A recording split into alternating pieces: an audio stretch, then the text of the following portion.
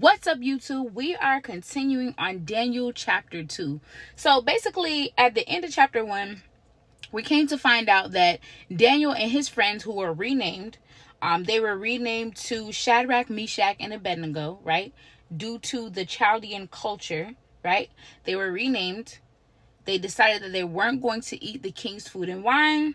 And based on them choosing and making the decision to do that, they were found better in every level than the other men. Okay? And if you don't understand what I'm saying, you may want to go back and watch chapter 1. All right? So let's go ahead and get started on chapter 2, because now we realize in every matter of wisdom and understanding, Daniel and his friends are better because they chose to only have vegetables.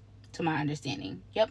It says they were to drink and give them vegetables. So yeah, probably just water and vegetables from what I'm understanding. But let's continue. So it starts off by saying Nebuchadnezzar's dream, the failure of the Chaldeans. In the second year of his reign, Nebuchadnezzar had dreams that troubled him, and sleep deserted him. So the king gave orders to summon the magicians, mediums, sorcerers, Chaldeans, to tell the king his dreams. When they came and stood before the king, he said to them, "I've had a dream, and I'm anxious to understand it." The Chaldeans spoke to the king. Aramaic begins here. It says, "May the king live forever. Tell your servants the dream, and we will give the interpretation." The king replied to the Chaldeans, "My word is final. If you don't tell me the dream and its interpretation, you will be torn limb from limb, and your houses will be made a garbage dump." So let's just pause. Second year of his reign, he starts having dreams. Not just any kind of dreams, but dreams that are bothering him. So much so, this man called up everybody in the kingdom, okay? We see magicians, mediums, psychics, sorcerers, whatever you are, come and tell me this dream. And if you don't tell me the interpretation of this dream, I'm going to tear you up limb by limb, and I'm going to make sure your houses will be made a garbage dump. So he is really serious about getting the interpretation of this dream. And he's anticipating that all these people that he called, somebody must be able to tell him something. All right, so we move on. Verse 6. It says, "But if you make the dream and its interpretation known to me, you'll receive gifts, a reward, a great honor from me. So make the dream and its interpretation known to me." So the scripture before that said, if you don't tell me the dream, I'm going to tear you up from limb to limb and make sure your house is garbage. But if you do tell me the dream, and make sure you get gifts, rewards, a gift card, a couple pizzas, some money. I'm just playing. But you know what I'm saying? He was like, I'm going to reward you if you can tell me this dream. So they answered a second time, "May the king tell the dream to his servants, and we will make known the interpretation." Verse 8 says, "The king replied, I know for certain you are trying to gain some time, because you see that my word is final. If you don't tell me the dream, there is one decree for you. You have conspired to tell me something false or fraudulent until the situation changes. So tell me the dream, and I will know you can give me its interpretation." So at this point, he's asking them to tell him the dream and its interpretation. And if they're stalling, he's basically saying that you've conspired to tell me something false or fraudulent because you don't really know what the dream is. All right. Verse 10 says, "The Chaldeans answered the king, no one on earth can make known what the king requests. Consequently, no king, however great and powerful, has ever asked anything like this of any magician, medium, or Chaldean. What the king is asking is so difficult that no one can make it known to him except the gods, whose dwelling is not with the mortals." So they're like, what you've asked us, no king has ever asked us before, and we can't interpret this for you. We're sorry. The only person who would know this, and they said the gods, right? And we can't get in touch with the gods because they are with the mortals. They are not here with us. Okay. Verse 12 says, "Because of this, the king became violently angry and gave orders to destroy all the wise men of Babylon." How crazy is that? Because you can't interpret his dream, he's the king. And he made a rule now, since y'all can't do it, wipe them all out. Kill them all. Get rid of them. Doesn't that kind of sound like someone we might know? I'm just saying. Because they don't fit the description of what he wants them to do, now they're asking to be cleared out. All right, so verse 13 says, the decree was issued that the wise men were to be executed, and they searched for Daniel and his friends to execute them. Then Daniel responded with tact and discretion to Arioch, the captain of the king's guard, who had gone out to execute the wise men of Babylon. He asked Arioch, the king's officer, why is the decree from the king so harsh? Then Arioch explained the situation to Daniel. So Daniel went and asked the king to give him some time so he could give the king an interpretation. So basically, Daniel was like, yo, what's wrong with this man? And Arioch explained the situation to him. The king needs the interpretation of this dream. He's kind of like in a rush. You know, he's not really taking no for an answer. And Daniel's like, all right, bet. Give me some time, right? And so it says in verse 17, then Daniel went to his house and told his friends Hananiah, Mishael, and Azariah about the matter, urging them to ask the God of the heavens for mercy concerning this mystery, so Daniel and his friends would not be destroyed with the rest of Babylon's wise men.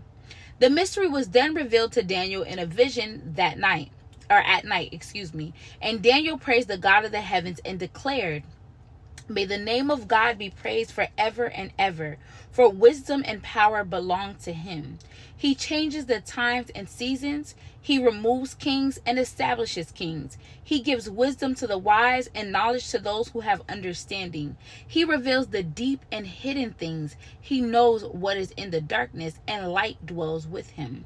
I offer thanks and praise to you, God of my fathers, because you have given me wisdom and power. And now you have let me know what we asked of you, for you have let us know the king's mystery. So it says the mystery was revealed to Daniel at night, and he basically just gave praise to the God of heavens, which is what we just read. So now verse 24 says, therefore Daniel went to Arioch, whom the king had assigned to destroy the wise men of Babylon. He came and said to him, don't destroy the wise men of Babylon. Bring me before the king, and I'm going to give him the interpretation. Then Arioch quickly brought Daniel before the king and said to him, I have found a man among the Judean exiles who can let the king know the interpretation. The king said in reply to Daniel, whose name was Belteshazzar, because remember their names was changed, are you able to tell me the dream I had and its interpretation? Verse 27 says, Daniel answered the king, no wise man, medium, magician, or diviner is able to make known to the king the mystery he asked about.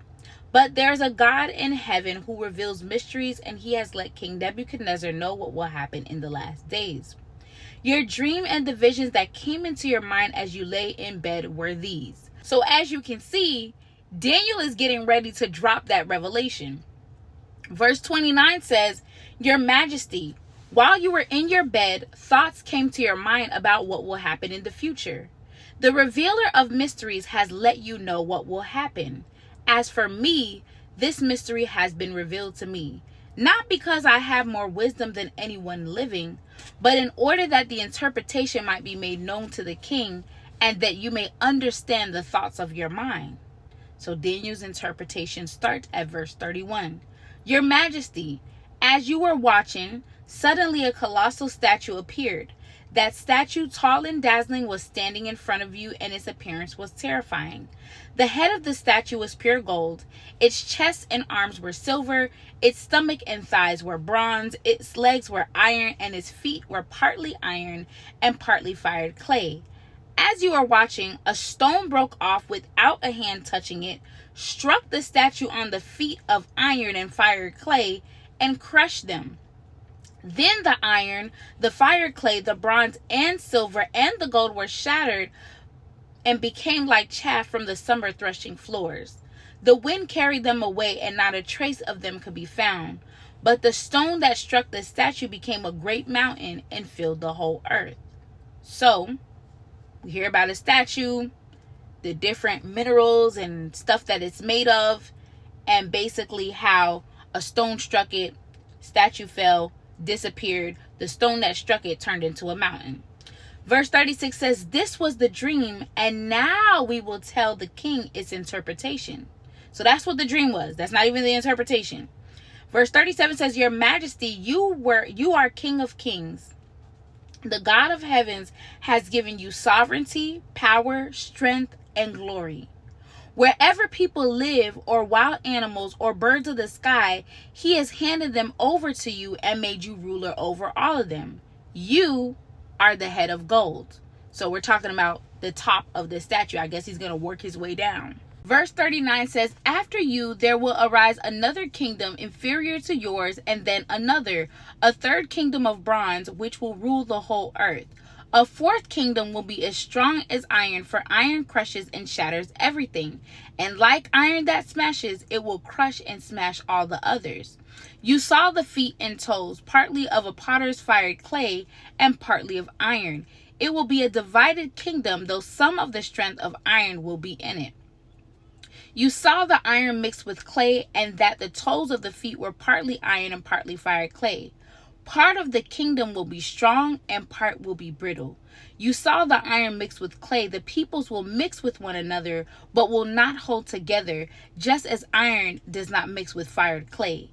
In the days of those kings, the God of the heavens will set up a kingdom that will never be destroyed, and this kingdom will not be left to another people.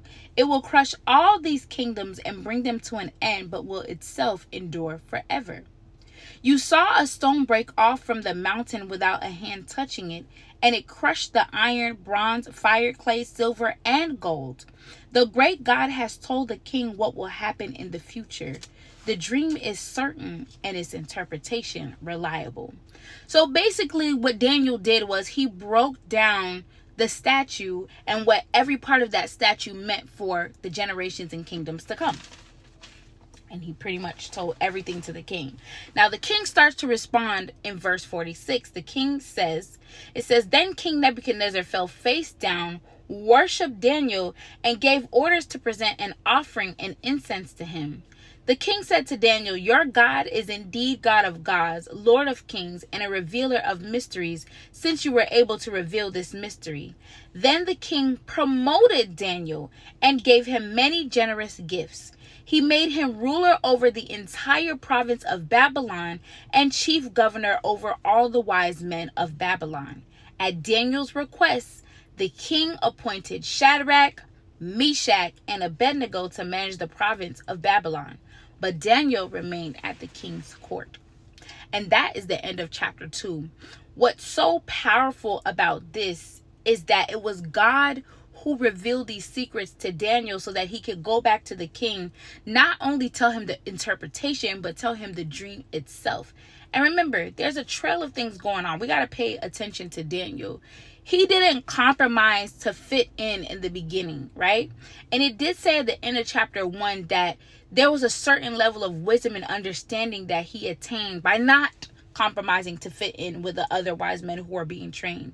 He decided to do a certain fast, which we now refer to as the Daniel fast. This chapter was a clear lesson to me that God gives divine insight when the world is confused. So when things around you are chaotic or you may not understand, definitely seek God for clarity. If he can give it to Daniel in such a trying time, he can give it to If he can give it to Daniel in such a trying time, he can give it to any one of us. Any one of us. So just continue to put your trust in God, even in times that seem the most confusing.